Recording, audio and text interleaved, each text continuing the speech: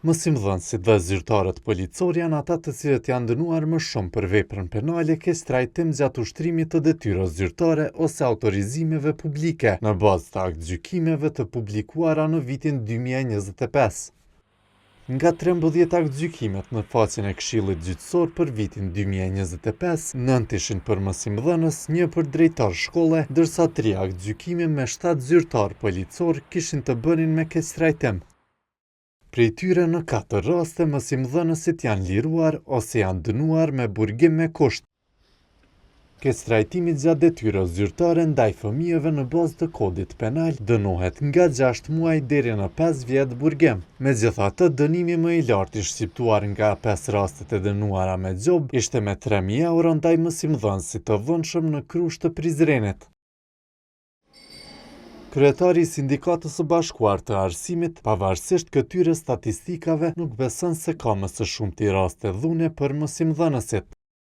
Nuk dua të besoj se punëtorët e arsimit që kanë të parët për ushtrim dhune, mund të ketë raste të ndara, por së bashku e dënon çdo dhunë të ushtruar, qoftë nga nxënësit, qoftë nga mësimdhënësit, qoftë nga prindërit. Nuk mund ta besoj se jemi të parët në Kosovë për ushtrim dhune, sepse po të ishte kështu, këto do të ishin edhe raste të njohura për së bashkun.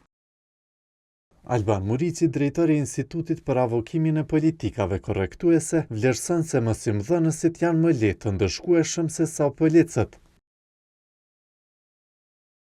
Janë më lehtë të ndëshkueshëm, rastet e tyre janë më të thjeshta ose të lehta për të proceduar dhe nuk prekin struktura ose autoritete me ndikim brenda infrastrukturës shtetërore.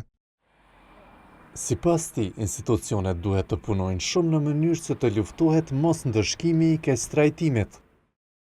Së pari, dhuna nga ana e PK-s në shumë raste shihet si diçka që po normalizohet dhe ekziston një kulturë në rritje e pandëshkueshmërisë, mandej shkalla e ulët e denoncimit që kryesisht vjen si pasojë mungesës së besimit dhe në një mas bashkëpunimi qytetar-polici, mediat dhe opinioni i trajtojnë vetëm në raste më ekstreme. Prokuroria dhe gjykata më pak priren të hetojnë dhe të gjykojnë pjesëtarët e policisë së Kosovës për shkeljet e tyre dhe së fundi kemi mungesë të sanksionimit që nxit kulturën e mos ndëshkimit në radhët e PK-s.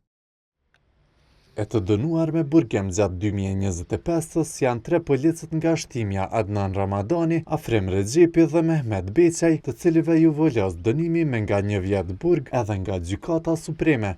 Ndërsa nga 3 aktgjykimet për policët, apeli në një rast e ka konfirmuar dënimin e 3 policëve me nga 450 euro gjob dhe një tjetër u dënua me 3.000 euro nga gjykata në Prizren. Policia e as inspektorati policor nuk u janë përgjigjur pyetjeve të kohës në të cilët i është kërkuar koment lidhur me këtë çështje.